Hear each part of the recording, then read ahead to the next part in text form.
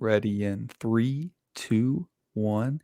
Deebo Samuel puts up another aesthetically pleasing stat line yesterday, and it's been a great season for him. But what more does he have to do to be a Dynasty wide receiver one? That and more today on the Dynasty Newsletter. I'm your host, Adam Wilde, joined by my co host, Chris Allen.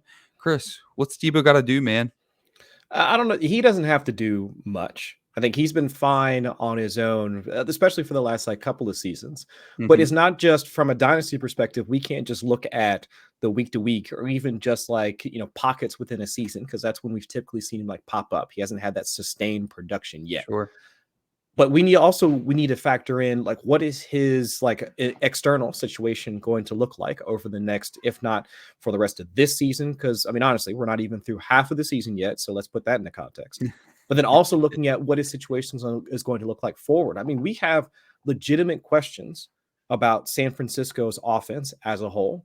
I mean, especially in Kyle Shanahan, as not just a offensive guru that we think of him, but also a play caller, talent evaluator. I mean, how many folks have been asking themselves these questions over the past couple of weeks about thinking back to all of the decisions that Kyle Shanahan has made over the past few years and the amount of draft capital that's been spent on these players that have just turned out to be complete busts. You want to go back to the Joe Williams pounding the table story from 3, 4, 5 years ago. What Dante Pettis, Brandon Ayuk, who's now not in the doghouse. In the doghouse doesn't matter. He's not playing for us anymore. I mean, Trey Sermon, 0 snaps, not a target, not a route run, not a rep on the field yesterday. And immediately coming off of the injured reserve, JaMychal Hasty immediately factors into the game plan. Yeah. So, I mean, what does that say about these players that Kyle Shanahan apparently wants to have in his system on draft day, but yet once the bullets start flying on the field, we don't see them anymore. So while Deebo Samuel has been great, and there's no denying that, it's just, what do we think about that offense once George Kittle comes back? What do we think about that offense when they get a wide receiver 2 that Kyle Shanahan actually happens to like? It's just, will his target share exactly it's just will his target share oscillate? Will it decrease? Will it increase? Will he still be the same guy? What about even Trey Lance? I mean, we've still got Jimmy Garoppolo throwing him the ball, and we have no idea what the development path for Trey Lance is moving forward. So just, I don't know what to think about San Francisco. I know what I think about Deebo Samuel. I just don't know what to think about that about the San Francisco 49ers offense. So it's easier for me to just continue valuing him as a, let's say, high-end wide receiver 2, but top 12, I'm not sure. I'm not there yet just because of a situation. Yeah, I can't get to top 12 either, and we'll get to that in just a second, but I will make a case for Deebo Samuel. So don't think that I just asked you that to get the clicks. Okay, we're going to top 15, 16, 17. So before everybody yells at me and says, you don't even like Deebo Samuel. Yes, I do. But let me talk about Kyle Shanahan first, because how do you do anything with anyone in the Kyle Shanahan offense? And Kyle, at some point, you're bad at drafting. You and John Lynch are bad at drafting. Fine, if you're an offensive genius and you don't even know if Brandon Ayuk or Trent Sherfield is on the field, then why'd you draft Brandon Ayuk in the first? You drafted him to be a lot better than Trent Sherfield, which is why you didn't draft Trent Sherfield in the first round, because there is a big difference. So I think Kyle Shanahan is showing his tail a little bit this season, because you can't trade up for Trey Sermon and then he just doesn't pan out. Why hasn't he panned out, Kyle? And you can't draft Brandon Ayuk, feature him last year with Deebo Samuel hurt, and then not play Brandon Ayuk. Why isn't he working out? So that's a problem. He keeps being nonchalant in the pressers, and it's driving me nuts. And I just had to get it off my chest, because you, at some point, Kyle Shanahan, are the problem with these prospects. You're either drafting the wrong guys or you're not developing them. But to get back to Deebo Samuel, it is early, and he is I'll share just a second, consensus wide receiver 26, which is just way too low for Deebo Samuel right now. And we'll look at it in a second, and it's going to make sense. But at his age, he can grow and flourish with Trey Lance. Remember, people wanted Trey Lance 102 in Superflex. So it shouldn't be looked at as a bad thing. Right now, it kind of is looked at as a bad thing, because Trey Lance in limited action hasn't looked phenomenal as a passer, but he's also a rookie. He's also incredibly raw, played only a handful of games in his career. But, on one hand, people are going to be angry at me listening to this saying it's only been 7 games for Deebo Samuel, but then you're knocking him because it's only been 7 games for Trey Lance. You can't have it both ways. So if Trey Lance is the 102 in Superflex leagues like people were taking him at, that's a plus for Deebo Samuel. So if Deebo Samuel is going to be the feature part of this offense with or without George Kittle, unfortunately, that's a whole nother can of worms we'll have to open with George Kittle. If Deebo Samuel is going to be the feature, he's going to grow with Trey Lance. So we're looking at a long-term dynasty asset. Cooper Kupp is getting all the love. I mean, we gave Cooper Kupp a lot of love. Jamar Chase is getting all the love. These are two very, very surprised players, at least this early on for Jamar Chase. It's surprising, as great as we know he was going to be, that we're not getting. Look how surprising it is for Deebo Samuel. And redraft, Deebo Samuel was going 3 rounds after Brandon Ayuk.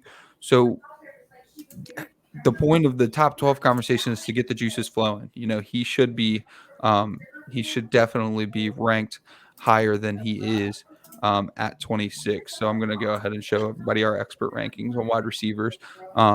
We talked about it the other day with Cooper Kupp, and it was hard to get Cooper Kupp in our top 12. But we have Deebo Samuel all the way down here at 26.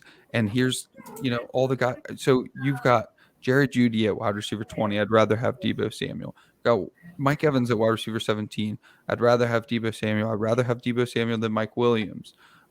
So some of the older guys you're going to have the conversation about. You're going to have conversation about DeAndre Hopkins here soon, all the way up here at 11. His spot is hanging on by a thread just because of age. So it's not going to be hard for Deebo Samuel to climb. If people are going to still value him at 26, sure, you don't have to keep him at, don't put him in your top 12 if you don't want to. That's totally fine. But he's got to be higher than 26 for you. And if he is, he should be on everybody's trade radar.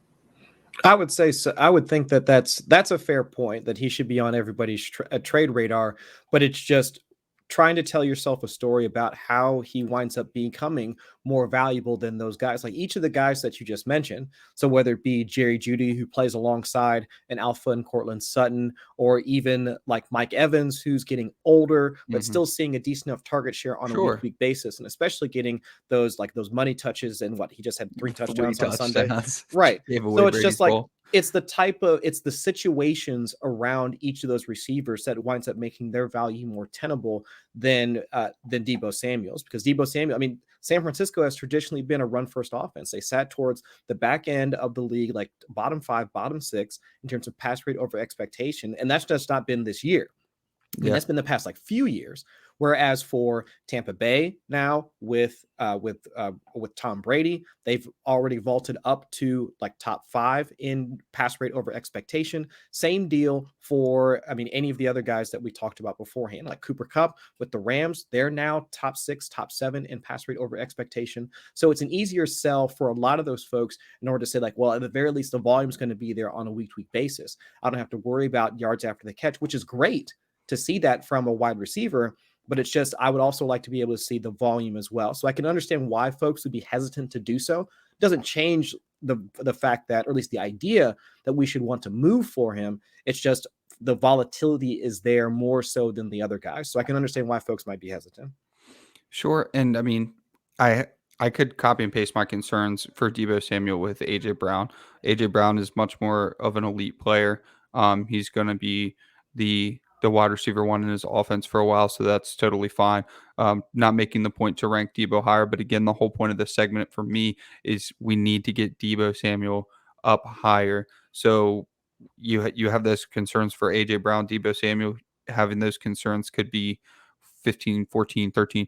I brought up PFR for just a second just to show that his yards per reception are absolutely insane this season, and I expect it to come down, but it hasn't so far through 7 games. So while there is the concern for the run first offense, and maybe they have figured out their backfield with Elijah Mitchell. I mean, Elijah Mitchell looked incredible even with all that rain and wind. So maybe they have it figured out. So the focus is going to shift back to the running game, perhaps. JaMychal Hasty's back. Jeff Wilson will be back soon. So you really can't vault Deebo Samuel up too much before you see them with a comfortable run game. because it's just been shambles for the first 7 weeks, and I understand that. But that's why you trade for somebody when they're ranked as wide receiver 26 with the prospect of them getting into that 15 range. You're taking a chance, of course, but the ceiling, the opportunity is there. His yards per reception and yards per target have gone up immensely. I don't know if that's going to change with Trey Lance.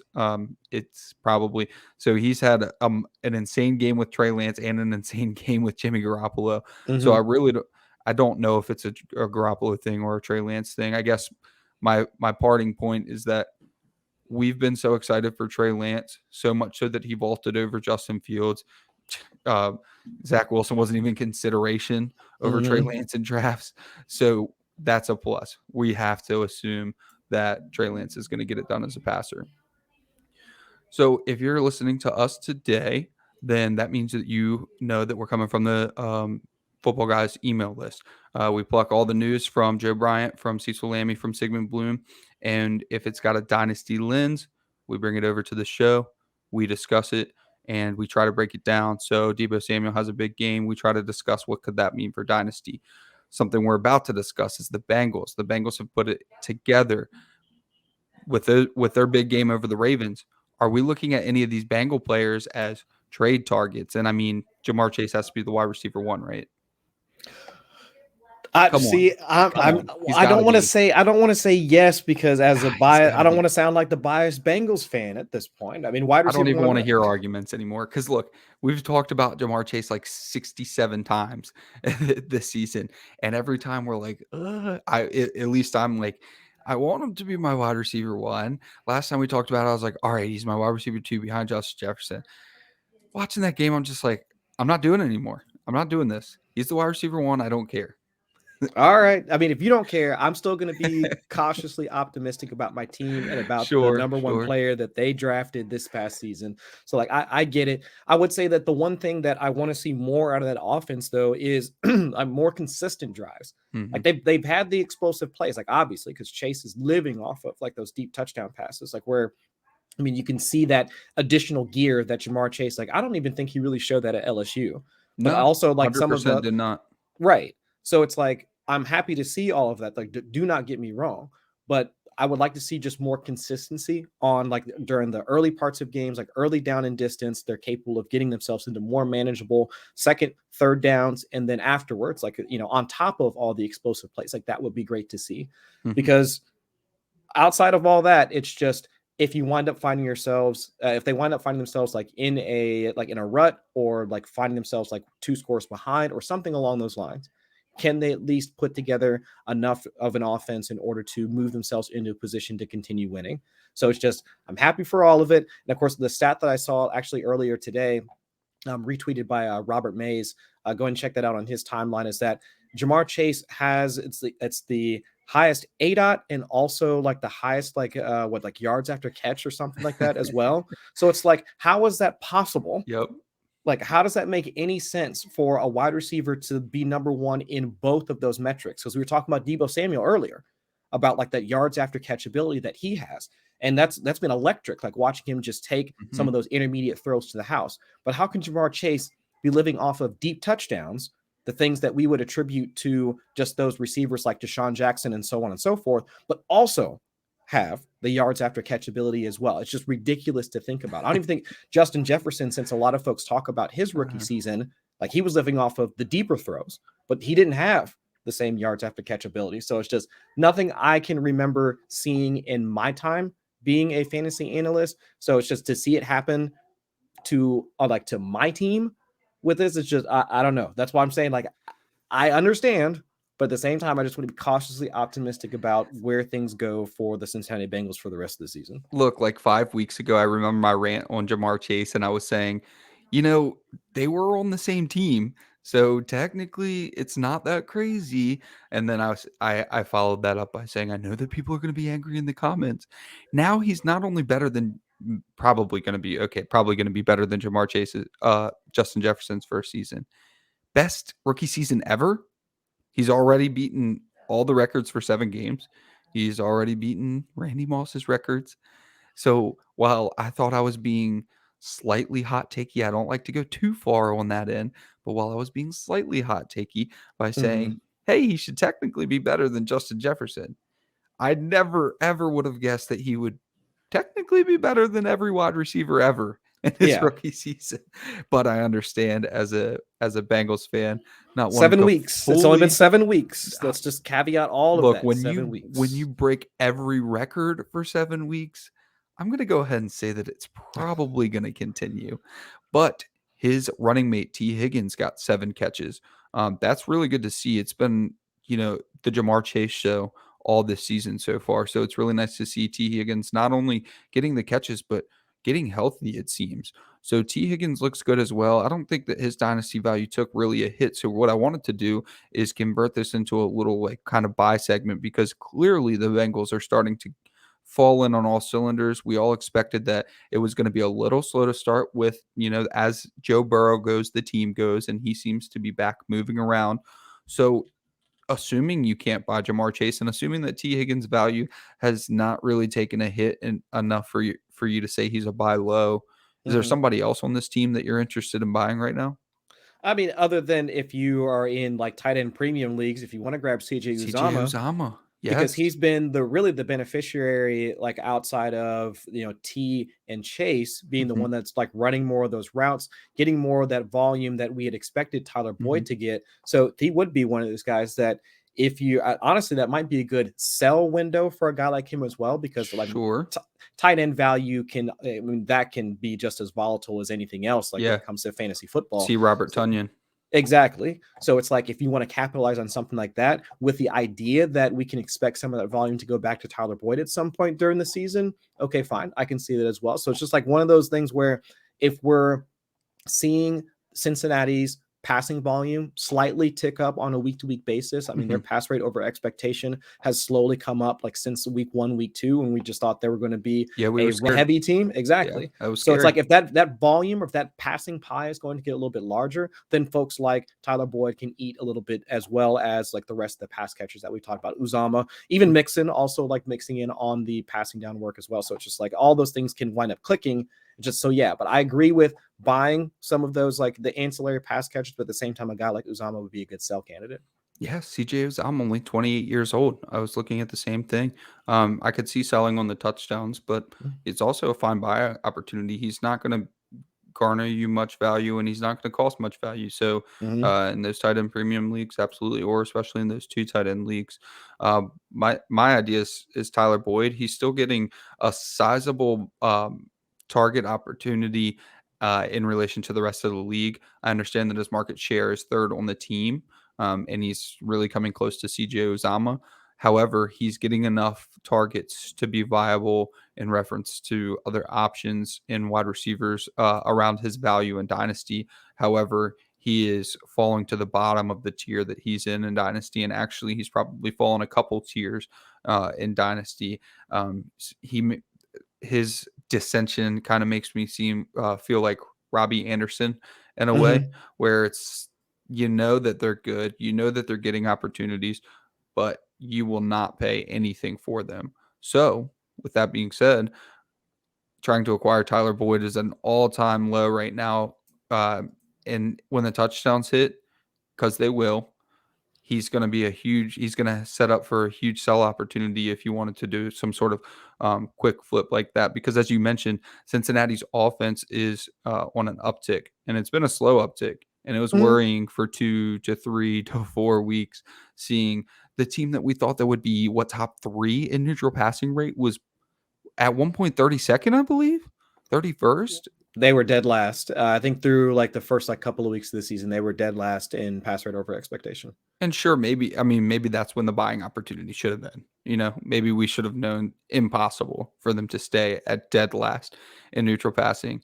But the uptick is still climbing, and it's going to climb way higher. So now would be the time to try to go buy as you said, ancillary pieces. CJ Uzama, Tyler Boyd, and check out Samaje Perine as one of the best handcuffs in the league, perhaps, Mm-hmm. and getting usage now. So I understand maybe it's the Joe Mixon being a little banged up, but who's to say he's not going to be a little banged up for the remainder of the season? And if Samaje Perine is doing well with his opportunities, then why not keep giving Samaje Perine the ball? So we've got a bunch of content going on at our YouTube channel. It's growing every day. We've got something like 11 videos a week, Chris. Maybe more than that now. I think with the shorts, we're up to maybe 14. So I My just want to take goodness. this opportunity, especially the mailbag. We'll talk about the mailbag on Wednesdays. So you can head over and ask Victoria, Dave, Troy, any questions that you have about the week, and they'll answer it right there live on the mailbag show. So you don't have to wait for somebody to get back to you on Twitter, things like that. But go over to the Footballguys YouTube channel, subscribe, rate, review the shows. Please leave comments. That helps with the YouTube algorithm, and hit that notification bell so you don't miss a video. Next thing I want to talk about is Kenneth Gainwell. Kenneth Gainwell has gotten more involved, it seems like, each and every week. And I understand that Miles Sanders went down, and I'm not necessarily saying that Kenneth Gainwell's value is going to be added to or subtracted by, Miles Sanders' injury this week. But let's talk about Kenneth Gainwell's usage thus far this season. And is it here to stay in terms of his dynasty value? I don't know if it's here to stay. I mean, it is encouraging to see that even in that particular game, like where Miles Sanders went down, you see Kenneth Gainwell obviously being the one to benefit. But That touchdown. Absolutely. And was that touchdown before Sanders was hurt? I believe it was. Yes, it was the first touchdown that the Eagles had scored. So yeah, so it's good to see that Gainwell already had some contingent value within that offense. I mean, Boston Scott, while he'll still get mixed in, I mean, Gainwell still ran nearly double the amount of routes that Boston Scott ran this past week. We'll see if that's just because they didn't know how to adjust with Sure. Miles Sanders being out. Obviously, with them playing from behind against the Raiders, that probably also precipitated more work for Gainwell. So this week, with a full week of practice to game plan for their upcoming matchup, I don't know. I'm not expecting a 50-50 split. Don't get me wrong. I can see more work for Gainwell, but it's just on the passing down work. Do they wind up mixing in Boston Scott? Because they don't have much sitting behind either of the two. So without a ton of depth, I could see more of a split, especially in the areas from a PPR standpoint that we would really want for Gainwell. We can see Boston Scott being used on some of those short down or those passing plays that we would want for Gainwell, especially with Zach Ertz being gone. We're not really seeing a ton of consistent production out of any of the wide receivers. It might make some sense for them to go that route, especially, again, because of the lack of depth at running back. So happy to see what they can do with Gainwell for the next couple of weeks, since Miles Sanders was ruled, I think, just week to week for right now. So yeah, so with that being the case, it's just great for Gainwell. Let's see what he can do with the opportunity, and we'll go from there. So Miles Sanders' usage has been strange so far this season in general, and Kenneth Gainwell's usage has been unexpected, I guess is the word. I don't know. I'm at a loss for words as to why Kenneth Gainwell has been utilized on passing down so often and trusted so early and often on high leverage downs, as opposed to Miles Sanders, who coming into the year we thought had quality pass catching prowess. I mean, we've seen Miles Sanders do it. I've played Miles Sanders on showdown slates. I've played him in DFS and just never understood why in those high leverage important downs we see Kenneth Gainwell so much. And on that touchdown, that was, I believe, a 3rd and 8. I mean, I'm just seeing it on red zone. So I could not believe that Miles Sanders was not in on that down. And not only was he not in on that down, but it was a manufactured play, sort of like ones that we would see from Christian McCaffrey to Kenneth Gainwell. Right. And then when Boston Scott came in, it was basically, okay, Boston Scott, you are now Miles Sanders. Here you go. So we saw a ton of Boston Scott, but it was a bunch of between the 20 stuff, not really those high value touches that we're really looking for. So Kenneth Gainwell is looking to be a really fantastic 3rd round rookie pick.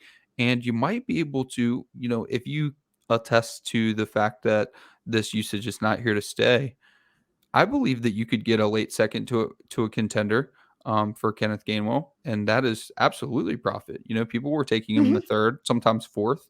So you can fall on two sides. You could probably trade for Kenneth Gainwell for a late second if you feel the volume is here to stay. And I wouldn't call you crazy for thinking the volume is here to stay, because like I said, as much as I think Miles Sanders should be a thing, most people do think Miles Sanders should be a thing. It does not appear that the Eagles believe Miles Sanders should be the thing, and it's not the Eagles coaching staff that drafted Miles Sanders, but they did draft Kenneth Gainwell.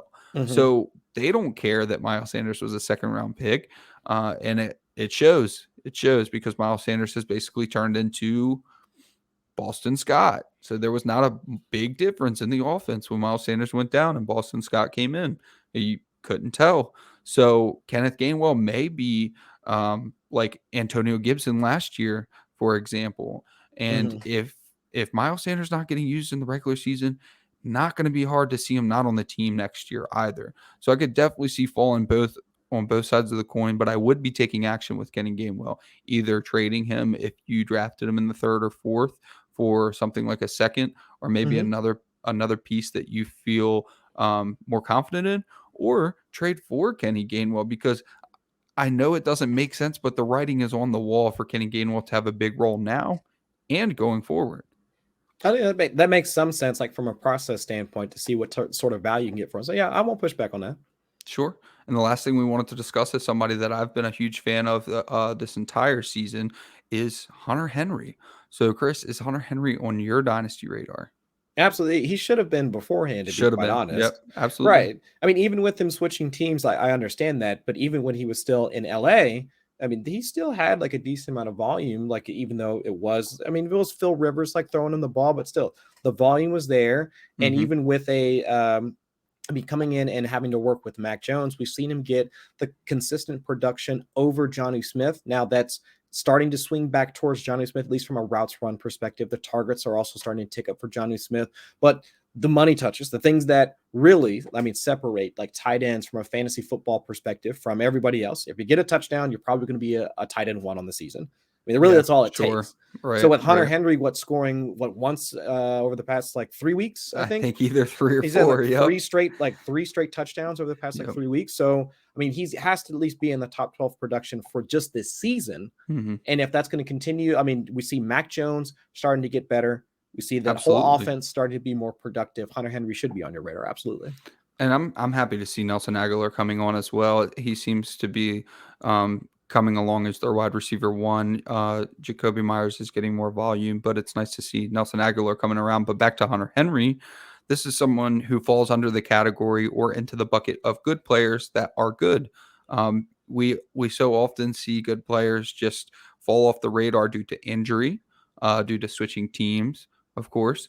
And he fell into multiple of those buckets, but he's still only 26 years old.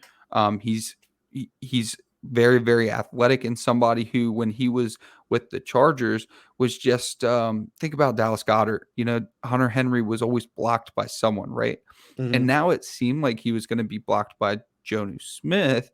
However, they both got about the same money. They've gotten similar usage, and it just appears that the tight ends are the priority in the offense, period. Right. It helps a little that Jonnu Smith just got hurt, unfortunately, but I don't think it's going to be a long-term thing, and I don't think that's something that's going to have to affect your dynasty opinion.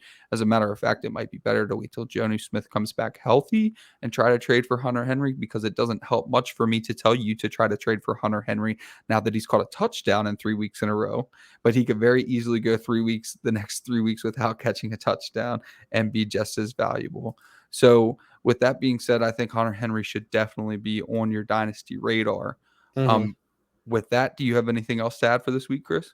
No, I think that's it. I mean, the season has already given us enough chaos, like as it is, and so Right. I think trying to not just look at the players themselves and how they're producing, like we've talked about, like Cooper Kupp showing out, talked about Jamar Chase showing out, Deebo Samuel, like for today, showing out, but also trying to keep into context like their situations moving forward. Because in Dynasty, we always want to try and hop on like that next big thing or as quickly as we possibly can, but also looking at some of the externals that are going with them, like we talked about with San Francisco. Like, what is that play calling going to look like in the future? Sure. What's Sure. the personnel groupings going to look like in the future? Since we haven't seen anything from the rookie running back, rookie quarterback, and even like their star tight end.